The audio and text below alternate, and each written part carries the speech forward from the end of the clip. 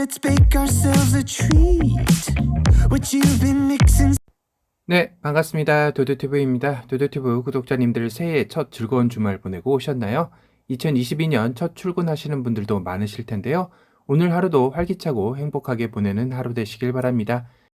2022년 이민년 새해가 밝았는데요. 2022년은 어찌 보면 작년 한 해 전기차에 대한 이슈가 자동차 완성업계 돌풍의 핵으로 급부상하면서 세계 자동차 시장은 말 그대로 전동화 모델로의 전환에 박차를 가하기 시작한 바로 다음 해이기도 합니다. 그도 그럴 것이 국내만 놓고 봐도 2020년보다 2021년에 판매한 전기차가 200% 이상 신장한 수치가 그를 증명해 주는 것 같은데요. 물론 아직까지 이렇게 신장했다 해도 국내 자동차 시장에서 전기차가 차지하는 비중은 5% 내외인 것을 감안하면 아직 걸음마 단계이겠지만 향후 전동화 시장의 파이는 계속해서 늘어날 것은 자명한 사실이기도 하죠. 그러한 가운데 전동화 시장 역시 내연기관과 마찬가지로 대형화에 좀 더 포커싱이 되어 있는 것도 사실이긴 합니다. 더 크고 더 멀리 가기 위해선 배터리 용량이 역시 거대해져야 하겠죠. 하지만 전기차 역시 경제성에 포커싱을 맞춘 경차들이 등장하기 시작했는데요. 아니 어찌 보면 국내 경차 규격보다 더 작은 미니 전기차들입니다. 체리 자동차의 QQ EV 차량인데요. 이름은 체리 QQ 아이스크림이라고 합니다. 아마도 많은 분들이 이 장난스러운 분위기는 뭐지? 라고 생각하실 겁니다. 그런데 체리 QQ 하면 이전 대우 마티즈를 똑같이 카피했다고 의심을 받았던 제조회사 차량이 아닌가요? 라고 하실 텐데요. 네, 맞습니다. 이 당시 대우 자동차에서 카피했다고 소송을 걸기도 할 정도로 정말 똑같아 보이는데요. 이번엔 이 QQ 모델의 EV 버전이 공개된 것입니다. 2021년 12월 28일부터 중국 내 판매를 시작한 모델인데요. 하지만 이번엔 또 레이인가요? 박시한 외모도 그렇고 국내 경차 모닝의 전고인 1485mm보다 높고 레이 1700mm의 전고에 가까운 1637mm입니다. 휠 모양도 닮았는데요. 전장 때문인지 투도어만 있는 것 같습니다. 1회 완충 주행 가는 거리는 120km 정도라고 하는데 롱레인지 모델은 170km 주행 가는 거리도 제공할 것으로 알려져 있습니다. 그래도 국내 기준으로 들어온다면 100km 내외의 주행 가는 거리가 나오지 않을까 싶은데요. 놀라운 건 QQ의 전기차 가격입니다.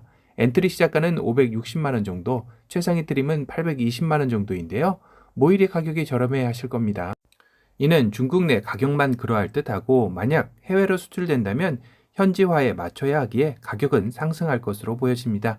일단 외모는 귀여운 이미지에 포커싱을 하였는데요. 동그란 모양의 헤드램프는 마치 만화 속 캐릭터의 눈망울을 담기도 했습니다. 캐스퍼의 동그란 주간주행 등도 연상되기도 하는데요. 특이한 것은 A필러부터 전 필러 블랙으로 마감함과 동시에 루프까지 블랙으로 처리하면서 투톤의 느낌으로 디자인한 점인데요. 측면에서 보면 이런 깜찍한 디자인이 나오는 것 같습니다. 아무래도 젊은 층들이 좋아할 만한 디자인적 요소들을 많이 가미한 듯하죠. 상단을 가리고 아래 하단만 보면 영락없는 레이의 모습도 보이는데요. 도어 크기가 정말 크게 느껴지는 건 아무래도 현 국내 경차보다도 훨씬 작은 사이즈이기 때문인 것 같습니다. 체리 QQ의 전장은 2980mm, 전폭 1496mm, 전고는 1637mm, 휠 베이스는 1960mm입니다. 실내 인테리어는 경차의 실효성에 초점을 맞춘 만큼 필요한 요소들만 배열이 되어 있는 모습인데요. 특이한 점은 클러스터는 있지만 내비게이션 디스플레이는 보이질 않습니다. 그 자리에는 스마트폰을 세워 놓을 수 있는 거치대만 있을 뿐인데요. 말 그대로 스마트폰 어플을 사용해 내비게이션을 활용하라는 이야기이겠죠. 아마도 이런 원가 절감을 통해 가격대를 최대한 낮춘 듯 합니다. 스티어링 휠의 D컵 모양은 캐스퍼처럼 세계 최초 운전석 폴딩을 염두에 둔 디자인일까요? 이렇게 아이스크림 차량으로 랩핑한 QQ EV 모델은 캐스퍼의 다양한 차종으로의 변화하는 광고와도 유사해 보이죠. 이렇게 저렴한 실속형 초소형 전기차가 나올 수 있었던 배경은 이미 2020년 7월에 출시한 홍광 미니 전기차의 성공 신화가 있었기 때문이 아닐까 싶습니다. 중국의 자동차 메이커 우링 자동차에서 만든 홍광 미니 전기차가 그 모티브인데요. 우링은 GM의 지분이 40% 넘게 가지고 있기에 GM의 중국 현지화 모델이라고도 합니다. 2020년 7월 출시한 홍광 미니 전기차 역시 전장이 2917mm, 전폭이 1493mm, 전고가 1621mm, 휠베이스 1940mm로 4인승 미니 전기차이죠. 이 역시 국내 모닝보다도 훨씬 작은 차량입니다. 중국에서는 미국의 테슬라 모델 3를 제치고 1위를 차지할 만큼 인기가 대단하다고 하는데요. 가장 큰 이유 중에 하나는 이 차 역시 가격대입니다. 시작가가 하나로 530만 원 가량인 것인데 어떻게 이렇게 저렴하게 만들 수 있을까 하는 생각이 또 한 번 들었는데요. 실제 홍광미니의 제조 원가는 470만 원 정도라 해서 한 번 더 놀랐습니다. 현재 국내에서 인기리에 판매되고 있는 캐스퍼의 시작가보다 무려 850만 원이나 저렴한 셈인데요. 또한 캐스퍼는 전기차도 아니고 내연기관차인데 말이죠. 물론 여러 가지 전기차로서의 부족한 점도 지적은 됩니다. 앞선 체리 QQ의 전기차처럼 1회 완충 주행 가는 거리가 최상위 트림 기준 170km 정도이고 이것도 중국 기준이니 아시다시피 상당히 업이 되어 있겠죠. 국내 기준으로 한다면 100km 내외일 가능성이 높습니다. 충전은 일반 가정용 220V를 통해 6시간에서 8시간 소요된다고 하네요. 거기다 충전의 주요 부품인 인버터의 수명이 8년 12만 km 정도라고 하는데 일반적인 EV의 인버터 수명이 20년 20만 km인 것에 비하면 절반에 가까운 수치이죠. 그리고 결정적인 것이 주요 부품들이 중국에서 직접 공급하는 것이다 보니 해외에 판매되기 위해서는 다시 안정 인증이나 부품들을 현지화에 맞게끔 변화시켜야 한다는 점입니다. 실제로 유럽에서 홍광미니 전기차의 현지화 변화를 통해 판매가는 1,300만 원대에 판매가 되고 있습니다. 중국 현지보다 800만 원가량 가격이 업이 된 것인데요.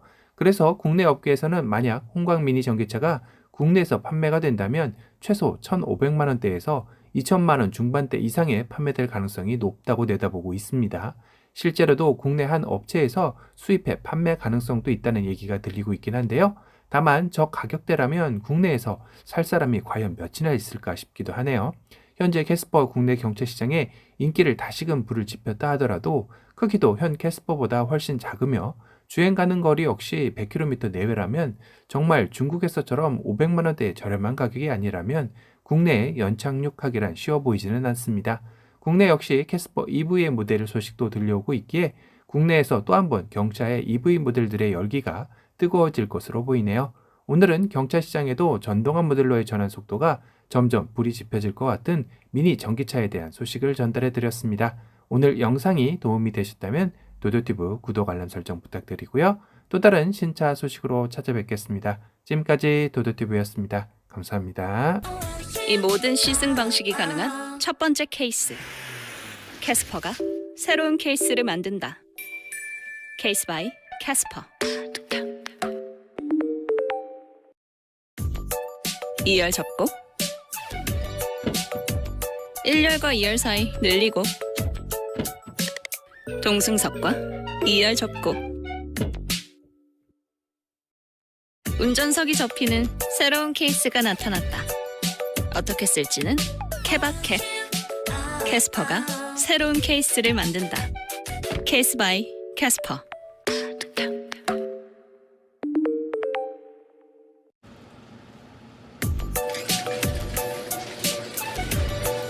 얼굴은 이렇게 큐트한데 바디는 이렇게 볼드. 뒤 든든, 옆 든든, 앞 든든, 세븐 에어백 든든. 외모로는 가늠할 수 없는 반전 케이스. 캐스퍼가 새로운 케이스를 만든다. 케이스 바이 캐스퍼.